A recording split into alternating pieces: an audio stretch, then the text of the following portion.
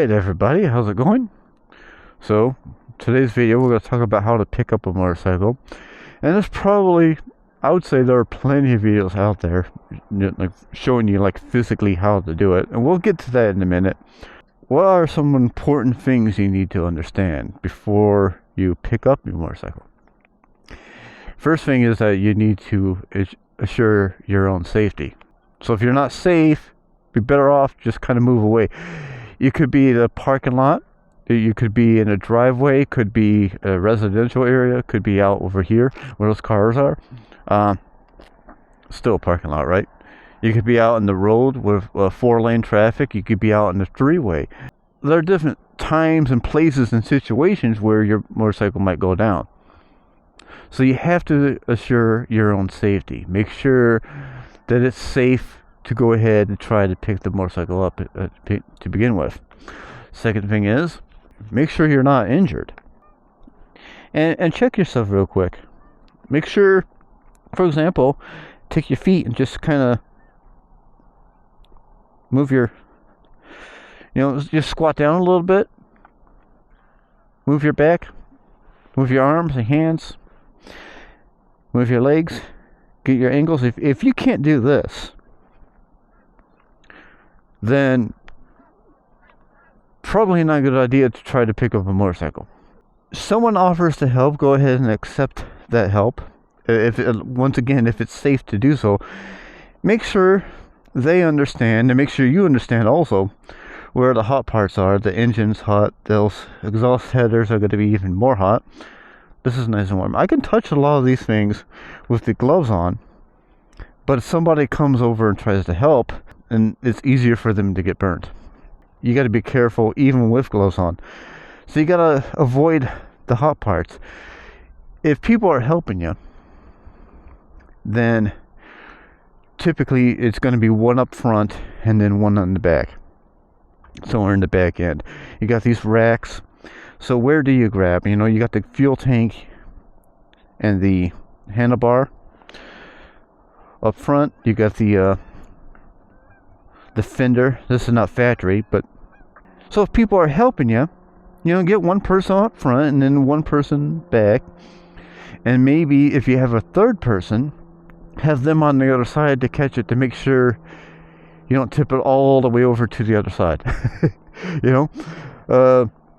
But just be mindful. Like, make sure and make sure they know not to touch certain areas, especially without gloves. And then you can go ahead and pick it up with multiple people. 3 people at the most, I would say, would be good. You may have seen videos where you got multiple people trying to pick. So more than 3 is just redundant. Just maybe 4 at the most if it is a large touring bike. But typically it's going to be 3, one up front, one in the back, and then just one on the other side to keep it from tipping the rest of the way. This thing weighs, I think, about 425 pounds or something like that. It's 417 from the factory, but I added a few things. Fluids. That's another thing you need to watch out for. You have the brake fluid. It's going to be very difficult to see, and it's going to be extremely slippery. You got the brake fluid. Normally it's going to be one up front and then one back here, somewhere in the back for your rear brake. So oil is also going to be very slippery. Antifreeze is going to be very slippery as well. So then you have gasoline. It's highly unlikely that a motorcycle is going to blow up, but it's going to burn really hot and really fast. If it does happen to catch on fire. So depending on what side you go down on, if it falls down on the right side, if you have access to the gear shifter and the side stand, you can go ahead and I've done this in previous videos. You can go ahead and just put the side stand down and go ahead and pick it up. I'll put that video down for you if you want to watch that one.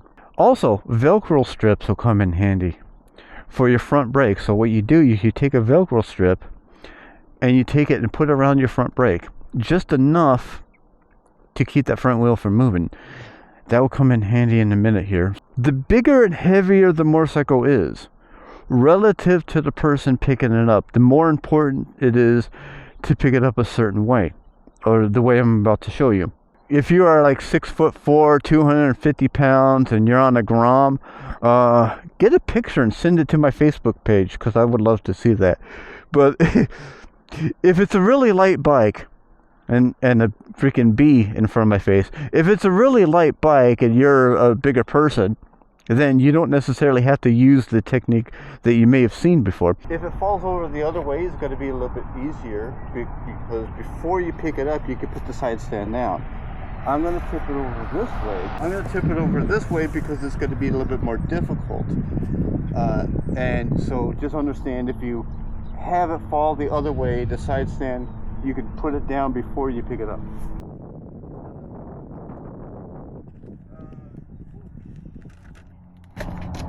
Alright, so it's falling over.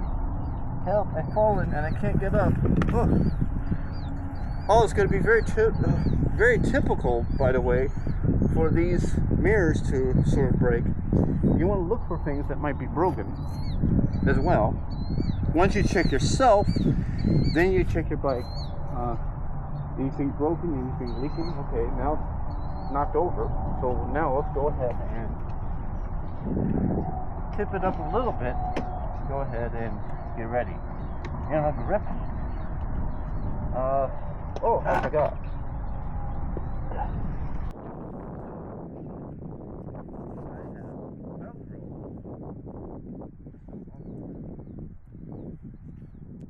My Velcro strips I told you about are not long enough. So I'm going to just toss them in the grass, and we're going to edit that part out, okay? So if you're going to use Velcro or something around your lever, make sure it's long enough before you make a video about how to use it. So I'm going to go ahead and grip right here. And I'm going to grip, just hold on to the seat. And I'm way down here. And I'm not really doing anything with my arms, except holding on. And I'm going to take my feet. Now, I'm just going to push with my legs. That's all I'm going to do. Just like you may have seen, I'm going to put a video or two down below for you. And it's up. Now, since it's all in the side stand, or it's on this side, what I'm going to have to do is find a way to get the side stand down and then let it back down. So one hand, you're gripping on one of the grips. The other hand is just on the, it could even be, well, this is a soft bag, so it could be on the fender, on the side bag, whatever it is, on the fender, wherever it is. You just put, you're just putting your hand here. You're not really doing anything with it.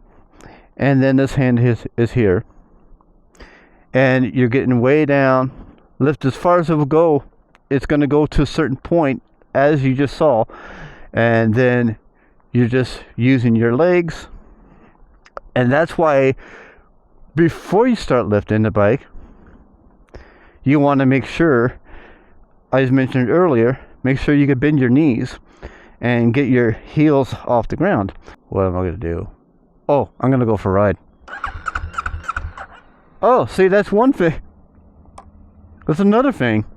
It might not start right away. I want to end my video. So once you get it up off the ground, it might not start right away. Oh, it's not starting. I don't know. I'm going to go ahead and turn it off. Let's see what happens if I turn it off and then turn it back on. Oh, see, there it goes. So that's bonus material. That's one thing you might have to do. I had the ignition switch on when I tipped it over. So now, yeah, so turn it off and turn it back on. Now I can actually go.